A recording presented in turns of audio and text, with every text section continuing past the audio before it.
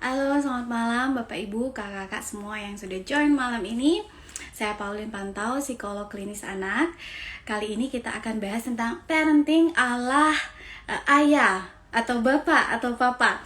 Nah, kalau bicara soal parenting, banyak studi sudah menemukan bahwa partisipasi aktif ayah, bapak atau papa telah dibuktikan bahwa itu mendukung perkembangan psikososial anak dan juga meningkatkan well-being anak. Pokoknya ada banyak manfaatnya deh, keuntungannya ketika kita melibatkan ayah dalam proses parenting. Nah, dalam hal mengasuh anak kebutuhan khusus, ternyata peran aktif dari ayah ini bisa mendukung perkembangan bahasa, perkembangan keterampilan bermain, dan juga yang tidak kalah pentingnya adalah mengurangi stres dan depresi yang dialami oleh ibu yang notabene merupakan orang yang mungkin paling banyak meluangkan waktu untuk mengasuh anak. Oke, jadi malam ini saya ditemani oleh kakak saya sendiri, Andreas Pantau, yang sebentar lagi akan saya invite di IG Live kali ini. Jadi saya punya keponakan, anaknya Andreas dan Carol, Joshua namanya.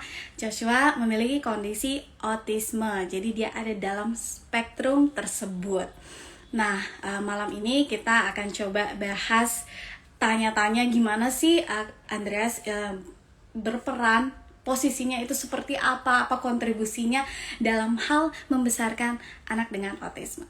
Oke, saya akan accept requestnya dulu ya, biar bisa join live malam ini. Terima kasih semua yang sudah bergabung malam ini.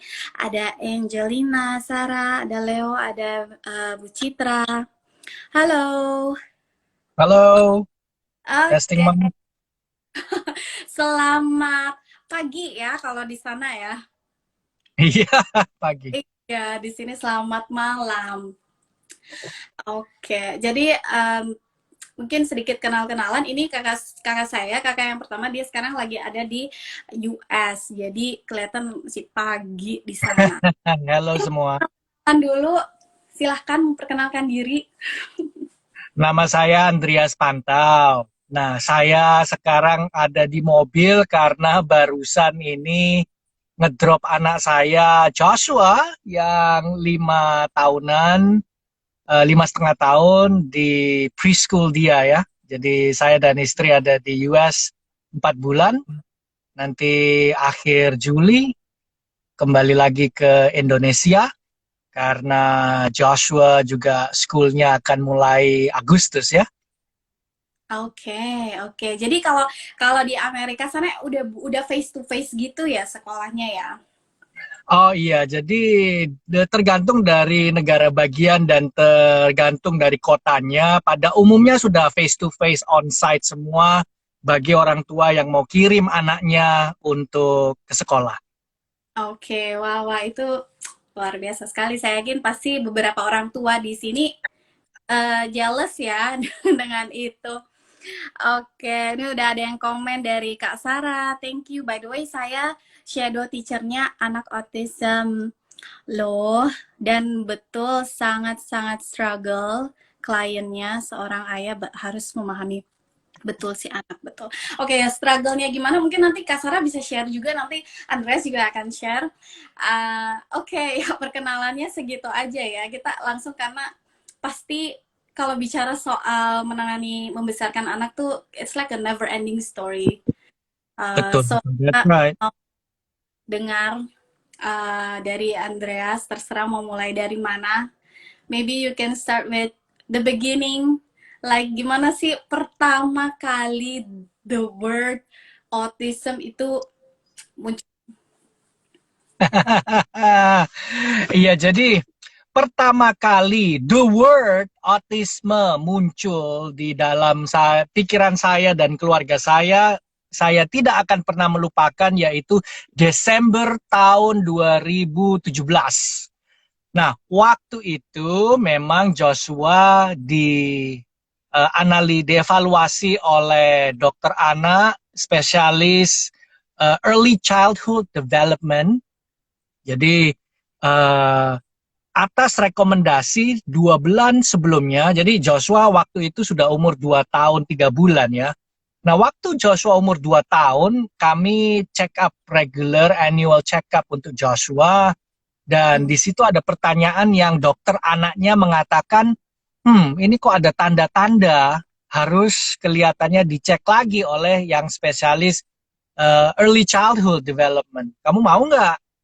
Mm. Ya, tentunya saya bilang, ya cek aja, mau dong. Cuma waktu 2 tahun itu tidak pernah terpikirkan, bahkan dokter anak pun berpikir, ini mungkin ya, ini cuma itulah, cuma mungkin speech delay, Mm. dan cuma delay saja karena kan dia juga boy, karena dia anak laki-laki.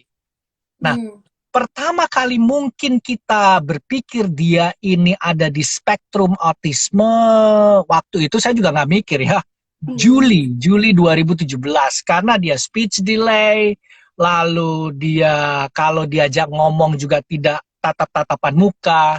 Nah, jadi Juli tanda-tandanya, lalu kami berpikir ya udahlah nanti kan dilihat dokter anak. Mm. September dokter anak ngelihat, mungkin bisa ada di spektrum, tapi dicek lagi ya, dicek lagi. Waktu Mm. itu memang dokter anak bilang, kalau mau nunggu nggak apa-apa, nanti tahun depan datang lagi. Cuma Mm. waktu itu saya dan istri berpikir, ngapain tunggu-tunggu, ya udah, dicek aja. Nah, pas Desember itu setelah dievaluasi, jujur ya, dari keluar pintu klinik sampai di mobil, itu di pikiran rasanya, mimpi kah ini? Mm. Mm. Kan kok ada di keluarga saya? What? Me now? Sekarang? Wow, di pikiran waktu itu 1.000 pemikiran, termasuk action plan, termasuk future-nya mau ngapain. Dan saya Mm. terdiam sih, saya prosesnya di otak ya, bukan verbal. Kalau istri Mm. saya verbal processor. Jadi itu yang pertama kali muncul ya, psikolog Mm. Pauline. Ini duet kita Oke. pertama ya. Oke. Jadi emang waktu itu periksa ke dokter ya ceritanya. Karena itu emang general check up gitu, bukan karena kayak melihat ada tanda-tanda gitu ya. Jadi yang bulan September itu general check up. Jadi Hmm. general check up, ada pertanyaan mengenai mind development, ada Hmm. development pikiran. Nah, Oke. Joshua ada 2 pertanyaan yang beliau ada di situ. Hmm. Hmm. Oh, oke, oke. Dan setelah itu ada berapa kali sih proses sempat kayak cari second opinion, third opinion gitu-gitu? Jadi waktu habis dari dokter anak, kami memutuskan untuk tidak cari second opinion karena beliau sudah merekomendasikan, yuk kita pergi aja, nanti ini saya kasih rujukan ya ke dokter anak spesialis early childhood development. Nah, Hmm. waktu di situ sebenarnya dokter itu, nanti itu di bulan Desember ya. Dokter itu bilang, saya tidak perlu declare dia ada di spektrum autisme. Hmm. Sampai sempat saya nanya, dia mild atau tidak mild? Hmm. Hmm. Dokternya bilang, tidak ada istilah mild atau tidak mild. He is in the spectrum. Jadi dia Oh. ada di spektrum. Nah, waktu dengan dokter spesialis early childhood, kami memutuskan tidak ada second opinion, Hmm. karena kami berpikir, kami orang tua, tiap hari ngelihat dia. Hmm. Hmm. Jadi kelihatannya ya udah bener ini, Oh. dan kami tidak ada waktu untuk cari second opinion ya. Hmm. Dan ini juga yang saya mau share dan bisa kita diskusi lebih. Jadi pilihannya itu do something atau don't do something. Hmm. Hmm. Hmm. Hmm. Hidup di dalam denial Right. atau fix it. Jadi kami memutuskan, okay, let's fix it. Hmm. Atau Hmm. mari kita untuk membantu dia gitu ya. Mm, mm. Ya, so good ya. Jadi kayak kalau dari ceritanya yang aku dengar tuh kayak no time for denial. Maksudnya mungkin ada ya waktu di mana kayak masih memproses bahwa oh aku dapat dia inilah nanti future-nya kayak gimana lah, mengkhawatirkan ini dan itu, tapi tidak wasting time untuk denial. Jadi lebih accept dan do something. Hmm. Right, right. Dan jujur ya, sebagai orang Indonesia, apalagi mendengarkan opini-opini dari sesama orang Indonesia yang kecenderungannya, mungkin speech delay. Nanti dia bisa ngomong kok, nanti dia bisa ngomong. Ya, Oh, yang kan orang sini bilang iya, anak-anak soalnya ada yang motoriknya duluan, nanti mungkin bahasanya gitu ya. Jadi uh, ya selama kalau kita udah tahu mungkin anak ini punya tanda-tanda ke sana, ya udah do something aja ya daripada ya, kita. apalagi beberapa teman-teman juga bilang, oh ya anak saya juga boy, terlambat dia ngomong. Oh ya teman saya juga dia boy, nanti dia umur 4 tahun akan lebih baik gitu. Ya, Hmm. Ya, jadi selama proses assessment itu kamu selalu hadir ke dokter, yes, selalu. yes. Jadi di dokter anak, yes hadir, di dokter spesialis early childhood development yang dia didiagnosa, dievaluasi selama 4 jam. Saya hadir di situ dengan kegugupan Hmm. and wishing di mana dia Joshua tidak di spectrum, wishing. Lalu Hmm. setelah mendengar, oh ya, he's in the spectrum, wishful itu jadi jatuh. Iya, iya, iya. Oke. Jadi memang setiap kali konsultasi assessment itu hadir, which is mungkin buat di sini kebanyakan kan yang terlibat ibu-ibu ya, waktu mau ngecek anaknya, entah itu general check up ke dokter tumbuh kembang ataupun ke klinik gitu kan, karena saya pernah kerja di klinik dan juga di sekolah juga kan yang ngurusin semua kebanyakan ibu-ibu ya. Tapi gimana? Ada Ya, komen? ya, ya, ya bisa dimengerti, bisa Iya. dimengerti kenapa seringkali ibu-ibunya juga karena mungkin dari Iya. latar belakang kebudayaan kita memikirkan yang laki yang cari duit, yang perempuan ngurus anak gitu ya. Hmm. Padahal itu hal yang tidak direkomendasi dilakukan bila mana anak Anda ada di spektrum. Nah, jadi dari rekomendasi konsultan kami pun Hmm. saya juga ada PR. Hmm. Oh. Laki-lakinya juga ada suaminya juga ada PR yang harus dilakukan dan bahkan agreementnya persetujuannya juga pun oleh konsultan kami ini nyari konsultan juga bareng-bareng ya saya dengan istri saya dan waktu Hmm. tadi juga di klinik itu waktu dia dievaluasi kami juga mengosongkan jadwal kami jadi di hari itu kami nggak bisa ada appointment yang lain jadi Hmm. pergi bareng-bareng dan Iya. ya, jadi kembali lagi tadi ke konsultan kami bilang ya kalau mau bareng-bareng, kalau mau melakukan ini harus bareng-bareng. Jadi suaminya juga terlibat. Hmm. Hmm. Meskipun sejujurnya 2/3 itu kebanyakan istri saya yang terlibat, tapi sepertiganya tetap saya terlibat full Hmm. Hmm. quality ya, bukan quality ya quality. Jadi Quality. sepertiganya quality time. Ya. Ya, ya, ya. Oke, jadi ini bicaranya udah makin makin memanas gitu ya. Tadi kan kita bicara soal assessment, gimana pertama kali mendapat diagnosa, gimana peran. Kalau Andreas kan dia selalu hadir, bahkan di saat assessment 4 jam si Joshua pun dia hadir. Nah, kemudian bahas tadi soal memilih treatment, memilih konsultan yang tepat, di mana, siapa, metodenya itu gimana, itu kan pasti like pertanyaan besar juga untuk semua orang tua, apalagi yang baru mendapat diagnosa. Nah, kamu sendiri gimana proses mencari konsultan, uh, terus gimana keterlibatannya, apa aja sih yang tadi kan sudah sempat singgung soal suggestionnya dia apa, nah itu bisa tolong dibagikan di sini.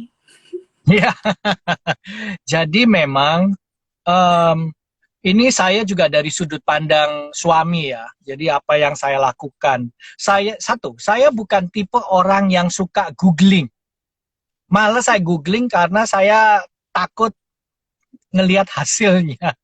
Tapi Mhm. waktu itu saya googling what is autism and Mhm. spectrum and terapinya bagaimana? What is it? dari tidak tahu istilah-istilah ya. Kalau mungkin Anda terlibat, sekarang Anda mungkin yang tahu ABA. What the heck is ABA? Di Indonesia Lalu, terapi ABA. iya terapi. Jadi macam-macam terapi ya, istilah-istilah kerennya gitu ya. Jadi mulai baca buku saya, termasuk disuruh sih oleh dokter, coba baca buku. Sedangkan saya juga nggak mau baca, males baca buku gitu loh. Tapi di situ baca buku nggak selesai sih, saya nggak selesai bacanya. Cuma, you know, I get the point. Dan mulai baca buku, beli buku, yang beli buku istri ya, saya juga ikutan baca.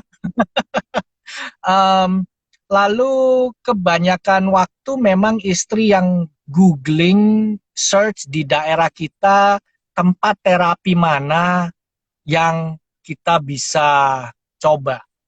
Lalu ada perbedaan filosofi juga antara ABA dan satunya lagi apa saya lupa ya. RDI? RDI ya, RDI.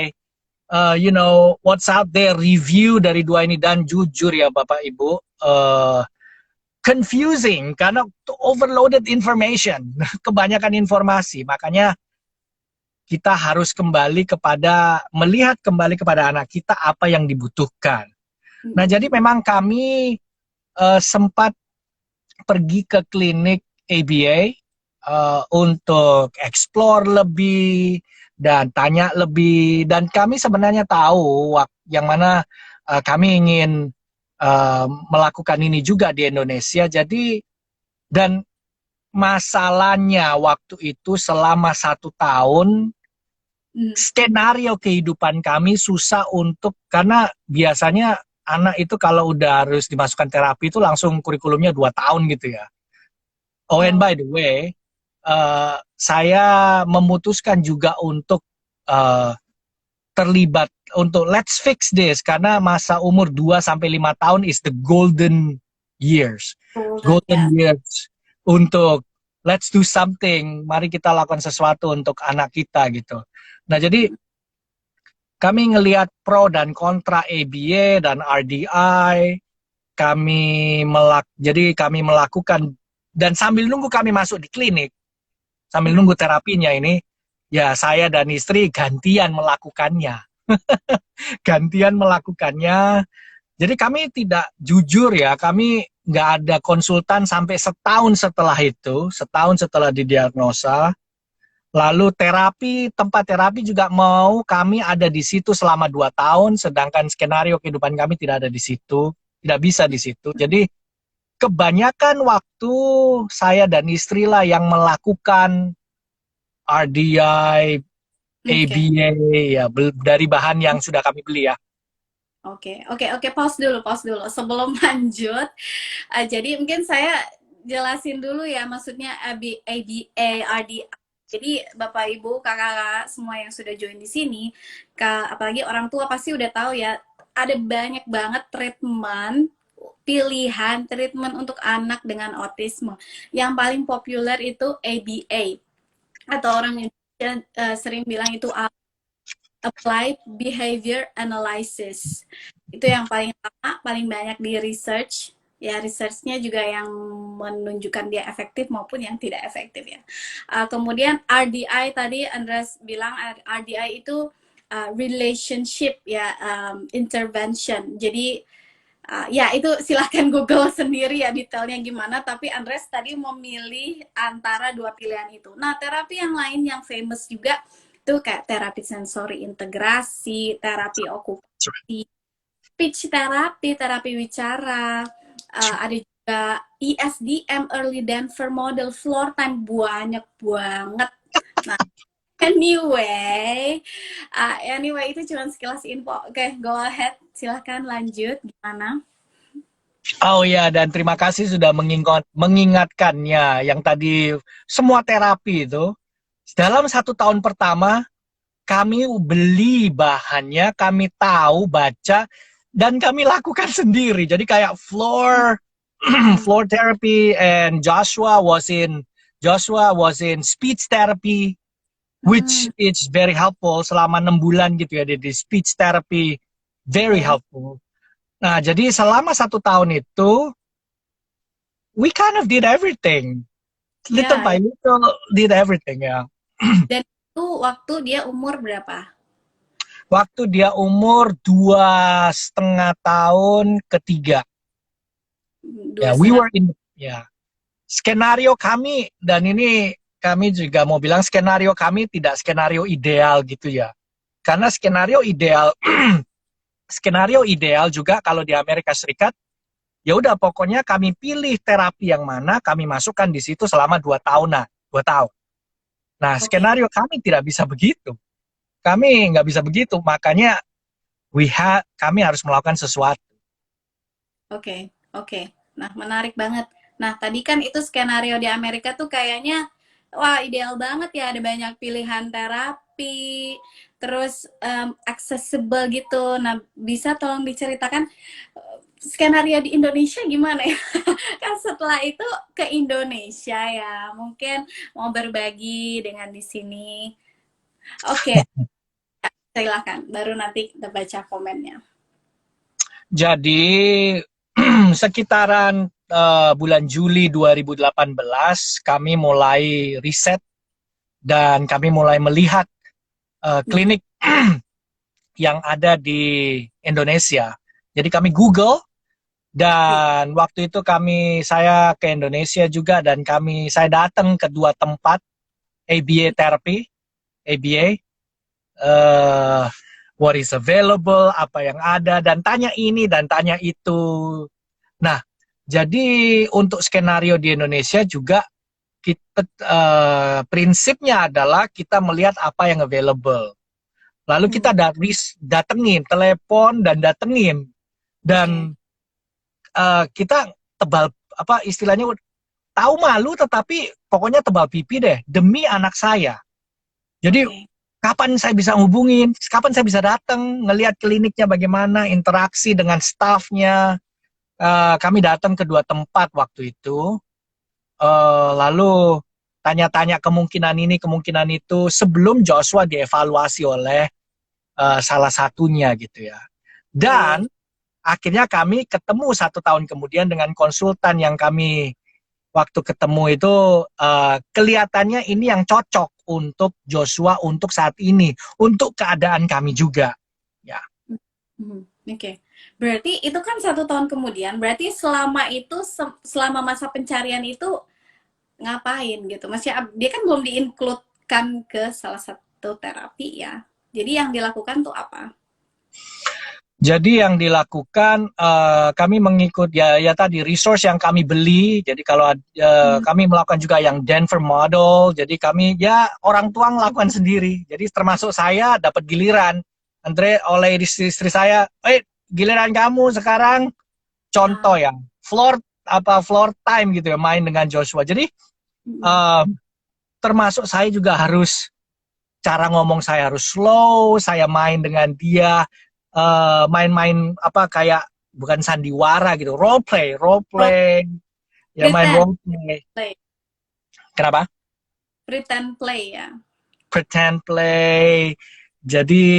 Jadi kami melakukan sendiri gitu ya, menciptakan kurikulum sendiri. Tapi berdasarkan dari buku ya kan. Betul, betul, betul. Berdasarkan dari buku dan sekedar info, saya sebagai pria juga ngapain sih saya harus melakukan ini? Apakah saya harus melakukan ini? Cuma kembali lagi ke pemikiran awal, filosofinya adalah, well, you do something or you don't. Jadi ya, you have to do something. Harus jangan postpone lagi. Termasuk dengan pemikiran, Joshua akan masuk ke preschool dengan nanti kami, istri saya yang akan jadi shadow teacher. Shadow teacher. Oke, oke, Cuma oke. itu juga nggak jadi. Aja. Oktober itu juga nggak jadi. Ya. Oke, nah sebelum kita ke cerita selanjutnya, ini membaca dulu ya dari Bu Citra, Kak, anakku autism juga, tapi nggak ada terapi uh, RDI ya maksudnya ya, di tempat terapinya, hanya terapi speech delay, sensory integrasi, okupasi, dan EBA. Oke, ya emang setahu saya itu konsultan RDI itu mereka mungkin punya tempat sendiri kali ya, mungkin nanti Andreas juga bisa share. Ya, karena saya jarang tahu klinik, apalagi di Jakarta ya, yang kebanyakan klinik tuh ya emang okupasi, sensori, speech, sama terapi perilaku gitu. Nah kalau Andrea sendiri waktu itu nemuin yang RDI itu di mana dan kamu gimana sesinya tuh kayak gimana sih? Iya, jadi menariknya Bapak Ibu kembali ke prinsip dasar kita tidak bisa hidup di dalam denial. Kalau kita hidup di dalam denial, maka akan malu gitu ya. Malu dan, aduh, kan ini penyakit, ini aib, ini kutukan. Jadi nggak Mhm, usah diomong-ngomongin. Jadi mhm, waktu saya memutuskan tidak living in denial, mhm, itu mhm, kata help saya butuh bantuan. Itu seringkali akan muncul. Jadi selama 1 tahunan itu, I need help. Dan saya akan tanya, ada orang yang bilang, aku kenal ini psikolog, aku kenal ini itu. It's okay, kasih ke saya. I want to know, I need help. yes, Jadi yes. bulan Desember awal, kami ini lunch dengan teman kami di Jakarta, di Pondok Indah Mall. Dan di lunch, dan ini lunch sebenarnya tidak ada rencana untuk secara khusus membahas autisme gitu ya. Nah, Mhm, tapi waktu the lunch ini ngomong-ngomong, temen ini kok anaknya, dia bilang kok anaknya udah remaja sih sekarang, udah SD kelas 6 atau kelas 7 gitu ya. Lalu dia bilang, oh iya ini dulu kami ini selama setahunan, 2 tahun dibantu oleh konsultan RDI. Lalu kami bilang, mau kenalan? Of course, let's kenalan dan mungkin dia bisa bantu gitu ya. Dan iya. secara kurikulum gitu. Nah, jadi lalu dia bilang pas juga jadi konsultannya ini orang Indonesian American. Lalu setahun berapa kali dia datang ke Indonesia. Pas Januari itu beliau akan datang ke Indonesia Januari Mhm. 2019. Jadi kami kenalan dulu lewat online. Bapak Ibu, bersyukur juga ya kita ada teknologi jadi boleh meeting online dulu. Ya, Iya. Kadang juga meeting online-nya free trial juga sih beberapa tempat ya. Gak tahu betul. konsultan di situ. Tapi Bu Citra kalau mau cari bisa Google juga kayak konsultan RDI di Jakarta misalnya itu ada kok pasti di Google. Oke, ini Dan dari Kakak belajar peka untuk anak ASD. Dia akan memahami apa yang kita kasih bantu si anak berkembang. Semangat Kak Andreas dan tantenya. Maksudnya tantenya Kak Andreas saya gitu. Iya, oke, iya jadi itu ya treatment. Dan apakah kamu ngerasa ini adalah pilihan terakhir treatment atau kamu masih pengen untuk explore gitu? iya, jadi kembali lagi kepada masing-masing kurikulum itu ada all kurikulum sebenarnya baik gitu loh, bagus. Nah, makanya disinilah peran orang tua untuk tahu siapa anak saya. Anak Hmm. saya siapa, bagaimana dia beroperation, karena ada yang eh, anak cocok di terapi tertentu A, B, C, D, A, ada yang juga di B. Nah, jadi kami melihat waktu itu kelihatannya Joshua ini cocok untuk di A dan bahkan kami hybrid ya, hybrid dan uh, coba melakukan sendiri. Memang konsultannya bilang coba lakukan ini, cuma kami berpikir mungkin ini dan plus ini, lalu nanti dan kalau dilihat hasilnya selama beberapa minggu kemudian kok baik, maka ya kami akan wow, it's okay to hybrid untuk melakukannya gitu ya, untuk Iya. barengan melakukannya. Mhm. Jadi kalau yang aku tangkap untuk kan teman yang cocok dan sesuai kebutuhannya anak ini adalah kolaborasi antara orang tua dan konsultannya. Tapi yang lebih ambil keputusan orang tua gitu. That's right. Hmm. That's right.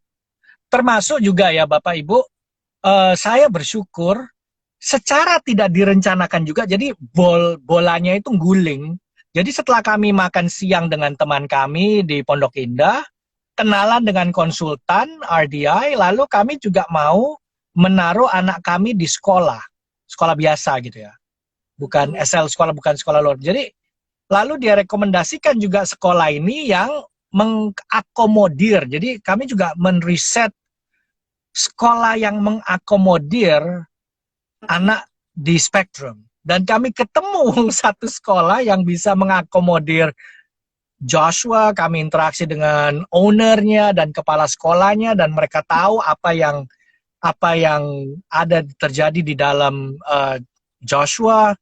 Dan kami juga bilang, jadi kami akan masukkan Joshua di sekolah ini dengan catatan juga konsultannya akan melihat uh, progresnya, dan kadang-kadang bisa ngelihat juga waktu dia di sekolah bagaimana begitu. Oke. Nah, kalau bicara soal sekolah, apa sih yang kalian cari dari sekolah gitu? Satu, kami tidak mencari nama sekolahnya doang ya. Jadi kalau saya dulu, dan mungkin beberapa dari Anda, dulu kita ini hanya terpatok pendidikan berdasarkan branding sekolah. Dan semuanya harus zaman sekarang udah beda.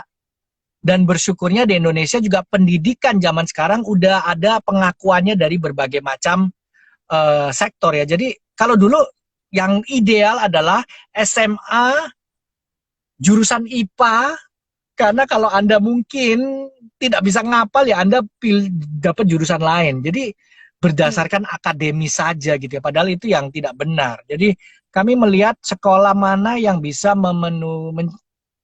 membantu Joshua bertumbuh. Anak kami bertumbuh secara mental development dan akademisnya gitu ya. Oke. Oke. Oke, I see. Oke, wah ini ada komen ya. Joshua punya orang tua yang kuat dan bijak, tidak hidup dalam denial. Yes, tidak hidup dalam denial dan do something gitu ya. Oke, ini ada menarik nih komentar dari Leo. Halo Kak Andreas, dari tadi kok bicara treatment, sepertinya kok ini seperti sebuah disease or disorder. Mungkin perlu dimengerti ini bukan dua hal di atas atau bagaimana. Oke, ya mungkin kita juga perlu ya, karena nggak semua orang perlu share juga, karena mungkin nggak semua orang punya perspektif yang sama tentang autism. Jadi kalau bicara pertama, autism bukanlah satu penyakit, itu ada kondisi neurodiverse, bahwa otak setiap manusia itu bekerja dengan cara yang berbeda-beda. Jadi kita di sini punya mindset dari social model, kan ada medical model bilang autism is a disease, tapi dari social model bilang it's not a disease gitu. Jadi treatment di sini yang kita bicarakan ini adalah untuk memaintain anak ini supaya lebih bisa mengembangkan lebih banyak perilaku positif atau hal-hal area apa yang masih perlu dikembangkan gitu. Jadi bukan, dan dengan tujuan supaya dia lebih fungsional dalam kehidupan sosial, kehidupan sehari-hari. Jadi bukan untuk mentreatment. Dan kita juga, kalau dari saya sih berpikir seperti itu ya. Kalau dari Andrea sendiri gimana tanggapan? Right, right, right, right, right, right, right. Makanya tadi saya suka kata fungsional, Hmm. karena kita mau membantu anak kita berfungsi di, we call it, kita bilang ini the majority. Jadi terkadang juga kita tidak boleh pakai kata normal, karena normal itu menurut siapa? Benar. Menurut anak-anak yang ada, ya menurut anak-anak yang ada di spektrum, mereka ini udah normal, kitanya yang tidak normal. Cuma karena kita the majority, itu kata-kata yang pertama, tahun-tahun pertama saya ingat, social dimension, ekspektasi dunia ini mayoritasnya tidak Hmm. memfasilitasi mereka. Dan unfortunately, kalau kita tidak berusaha membantu di tahap awal dan semaksimal mungkin, Ya. maka nanti kehidupan mereka ini berfungsi di masyarakat, dan untuk nanti kerjanya seperti apa, uh, itu akan mempengaruhi juga ya. Karena di tahun-tahun pertama kami juga berpikir, Hmm. saya juga berpikir, kami mau anak kami ini uh, berfungsi dan menjadi yang Tuhan sudah desain dia, Hmm. dan sebisa mungkin kami lakukan. Untuk beliaunya ini menemukan contohnya, kalau Joshua akan di sekolah biasa, Hmm. Hmm. maksudnya sekolah biasa itu ya penabur atau Gonzaga atau sekolah-sekolah yang biasa, Pada maka umumnya. dia harus keep up, harus berusaha keep up dengan social, dengan mayoritas. Nah, kalau kami tidak berusaha membantu sekarang, maka ya jujur sebagai orang tua, kami di itu hari tidak berencana masukkan dia langsung ke exclusive school gitu. Maksudnya yang sekolah luar biasa, sehingga karena kami mau dia ini ada di di environment yang seperti umumnya supaya dia bisa blend in. Hmm. Karena nantinya kalau Joshua dewasa juga saya mau dia kerja. Karena Oke. saya juga tidak bisa membiayain dia all the time, setiap saat gitu ya.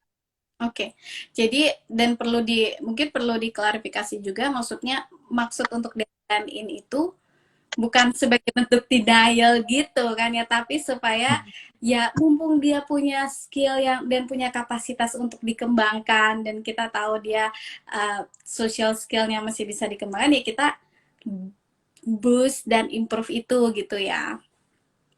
Right. Hmm. Intervention. Intervention. Saya juga suka kata intervention itu. Jadi kami early intervention untuk membantu beliau bertumbuh secara pendidik akademis dan mental dan social skills. Ya. Oke. Oke, oke. Right, right. Oke, tadi ya, wah udah share banget tentang mulai dari assessment, memilih treatment yang cocok sesuai kebutuhan Joshua. Kebutuhan tuh maksudnya kayak apa sih yang mau diimprove gitu kan ya, biar lebih fungsional. Dan juga memilih sekolah. Nah, kalau bicara tentang good days, bad days, bisa share nggak? Good days tuh seperti apa? Terus bad days-nya seperti apa dan gimana sih melalui bad days? Good days itu kalau saya main dengan Joshua, lalu Mhm. dia respon balik gitu ya. Respon balik. Dan karena beberapa PR yang konsultan kami kasih, lalu saya berpikir, yes, it works, it works. Saya masih ingat, padahal ini dasar sekali ya, dasar. Waktu ngomong dengan Joshua, itu saya kan tinggi, lebih tinggi. Dia pendek. Saya Ya, harus ngomong same eye level.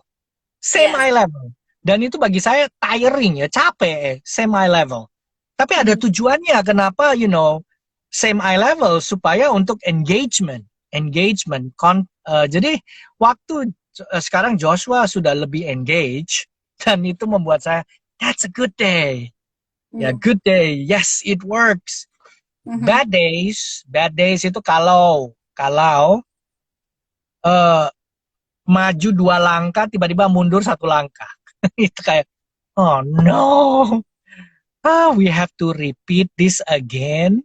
Mhm. Dan prinsipnya ya, repeat lah. Kalau repeat, ngulang lagi, itu nunggu hasil bukan besok ya.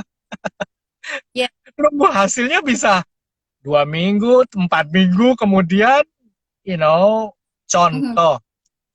Kalau Joshua frustrasi, dia akan teriak, no! Marah gitu ya. Screaming. Dan kalau screaming itu satu dunia tahu. Nah, kami mencoba berpikir, okay, how to change? Bagaimana mencoba merubah itu behavior? Salah satunya adalah ya kita orang tua harus calm. Karena Yes. kita lihat, oh dia screaming karena kita juga tidak calm. Nah, jadi butuh kami 1 bulan calm. Ah, ya, ya. Lebih calm, lebih slower. 2 bulan kemudian kelihatan, kok udah nggak denger dia screaming ya. Ya. Jarang denger dia scream. Dan ini terjadi Natalan kemarin ya, Desember kemarin. Jadi kami merubah gaya hidup dan bersyukur kepada Tuhan juga, April ini Joshua gak pernah screaming. Wow. And that Ya. is like, wow. Ya, ya, ya, ya.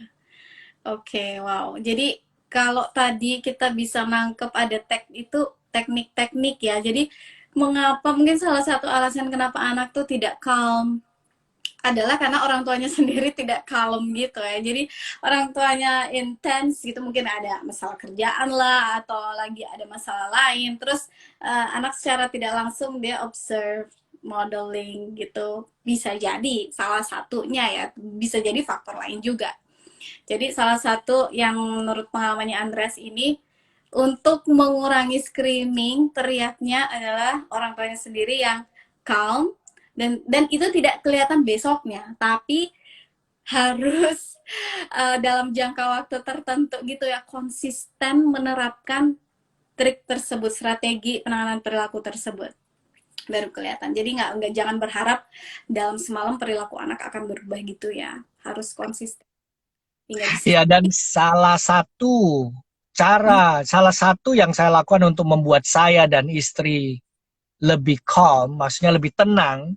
Jadi saya juga harus melepas gadget kalau interaksi dengan, jadi kalau udah giliran saya yang oke, now is your time, sekarang kamu waktunya untuk spend time dengan Joshua, itu gadget saya harus lepas. Karena saya perhatikan, kalau saya interaksi Joshua lalu gadget saya ada di tangan, harus reply WA, reply email, kalau nggak reply WA, jadi ujung-ujungnya itu kan, aduh ini aku harus reply WA. Penting ini, penting untuk kerjaan. Lalu Joshua bilang, Daddy, let's play this, atau main ini. Lalu saya bilang, bentar, quiet. Lalu dia akan nanya lagi, Daddy, dan be quiet Joshua, not now. Nah itu udah mulai kan tinggi. Padahal saya diingatkan, oke, kalau sudah giliran kamu yang dengan Joshua, semaksimal mungkin lepas gadget. Yes. Ya. Oke, jadi itu salah satu triknya. Oke, nah ini wah tidak terasa ya udah jalan 45 menit kita diskusi, sharing-sharing. Terima kasih buat semua yang komen dan gabung. Kalau dari Andrea sendiri, bagian terakhir nih, apa tips, suggestion buat khususnya buat bapak-bapak ya? Kalau ibu-ibu kan ya mereka punya cara tersendiri gitu untuk mengasuh anak. Buat bapak-bapak ada tips, saran buat mereka yang mungkin baru mungkin dapat diagnosa anaknya atau yang sudah lama berhadapan menangani membesarkan anak dengan kebutuhan khusus. Satu, kembali kepada tidak hidup di dalam denial. Apa ya bahasa Indonesianya denial? Penolakan. Penolakan. Apa Sangat, ya? sangat penting untuk tidak hidup di dalam denial. Karena kalau kita hidup di dalam denial, itu akan mempengaruhi semua faktor usaha. Kalau istri usulin A, B, C, D, maka kita suami akan bilang, nggak usah. Kan sudah ada. Ngapain lagi mesti begini, begitu. Nah, jadi karena saya tahu ini terapi bukan hanya 2-3 tahun, it's lifetime process. Ini lifetime process. Jadi satu, tidak hidup di dalam denial. Lalu saya masih ingat 1 tahun pertama itu tiba-tiba saya nangis gitu ya. Kalau lagi di supermarket, tiba-tiba nangis sendiri gitu ya. Padahal boys don't cry. Penyangkalan. That's the word. I like that word. Bener itu. Penyangkalan. Yeah. That's right. Jadi saya nangis gitu ya. Nah, dan kalau udah nangis, saya merasakan I need help. I need help. Jadi kita pria jangan sungkan untuk menurunkan, lower down kemacoan kita dan bilang, I don't need help. Well, you need help. Kita butuh, I need help. Nah, karena dari I need help inilah tatkala saya berinteraksi dengan sesama suami atau sesama teman, saya tidak seberapa malu dan sungkan gitu ya kalau bilang, oh ya Joshua ada di spektrum. Yes. Karena mungkin kalau tatkala saya bilang Joshua ada di spektrum, ada resource yang kita belum tahu atau tidak tahu, yang mungkin orang lain akan bilang, have you tried this? Udah coba ini? Have you mungkin begitu ya. Jadi karena I need help juga, saya juga tidak defensif kalau ada yang bilang, oh ini loh saya kenalkan ke psikolog ini, ke dokter ini, saya tidak akan bilang, oh nggak butuh ya, nggak butuh. Oh, bukan nggak butuh ya, mungkin aja cari tahu dulu, habis dari cari tahu, nanti butuh atau enggak, ya nanti lihat, tapi cari tahu dulu, gitu. Cari tahu dulu. Nah, Oke. karena yang ketiga, terakhir ya, kalau saya tidak happy, tidak bahagia dan hidup di dalam penyangkalan, itu Oke. akan mempengaruhi juga hubungan suami istri. Lah Mhm. sedangkan kan saya diperintahkan oleh Tuhan untuk mengasihi istri saya seumur hidup. Jadi kalau saya tidak ngurusin hal ini, maka ya saya dengan istri akan bentrok terus, Mhm. dan masa saya akan hidup di dalam bentrok terus dengan istri sepanjang kehidupan ini? Enggak dong, nggak mau saya. Makanya Mhm. harus demi istri, ya saya harus do something, tidak hidup di dalam denial and help. Ya, Oke, oke. Do itu dulu something, ya. tidak hidup dalam penyangkalan, artinya menerima. Lagian setiap anak juga punya kebutuhan yang berbeda-beda ya. Sebenarnya setiap orang juga berkebutuhan khusus. Hanya saja yang mungkin areanya, aspeknya, levelnya itu beda-beda. Dan yang terakhir tadi lebih maintain kerjasama, relationship, partnership dengan istri gitu ya. Ya, Oke, ya betul banget. Karena gimana kita mau mengasuh anak kalau hubungan lagi nggak enak gitu kan, pasti bawaannya juga nggak enak ya. Nanti bisa efeknya ke anak, kita padahal lagi marahnya ke istri, jadinya marahnya ke anak gitu. betul, Hmm. betul. Oke, apakah ada yang mau bertanya? Tapi kita juga sudah di penghujung IG Live kita malam ini. Terima kasih semua yang sudah komen, sudah nanya, sudah bergabung. Bagi yang ketinggalan, tenang aja. Abis ini IG Live ini available di IGTV, jadi bisa dinonton kembali. Terima kasih buat Andreas yang sudah mau berbagi tentang gimana perannya, gimana dia mendampingi, gimana dia selalu ada dalam proses assessment, pertama kali dapat diagnosa, kemudian memilih treatment, memilih sekolah, dan juga gimana ngadepin anak ketika mengalami bad days. Semoga itu bisa jadi uh, inspirasi atau ide buat teman-teman bapak-bapak khususnya yang menonton live ini. Kalau mau tanya-tanya silakan boleh langsung DM ke IG-nya Andreas Carol Pantau. Oke, anything else you would like to say or sudah? Oh ya, by the way, karena saya tahu Joshua membutuhkan bantuan untuk hidup functionally right, dan Hmm, tadi golden years antara 2 sampai 5 tahun, ya. golden years untuk membantu ini. Saya sebenarnya di pekerjaan saya waktu itu ya, makanya waktu saya yang sempat terpikirkan setelah dengar kata autisme di keluarga kita, karir saya itu sedang naik gitu loh ya. Nah, Mhm. tapi setelah itu saya harus lepas beberapa jabatan demi spend time dengan uh, spend time dengan keluarga untuk membantu ini. Dan Mhm. bagi saya, karir itu bisa dicari nanti. Tetapi golden years membantu anak saya itu nggak bisa di rewind, nggak bisa Yes. di rewind. Mhm. Karir saya, I can do it late. I mean, I can do it later. Nanti Mhm. bisa dicari nanti lah. But Ya. ini, dan saya tidak mau hidup di dalam regret ya, penyesalan gitu ya. Aduh, I wish I could have done that. I wish I could have done this and that. Nah, Mhm. jadi kata-kata terakhir saya juga adalah selagi bisa gitu ya. Selagi bisa, selagi ada kesempatan, maka this is it, this is the time Mhm. ya. Dan tidak hidup di dalam penyesalan.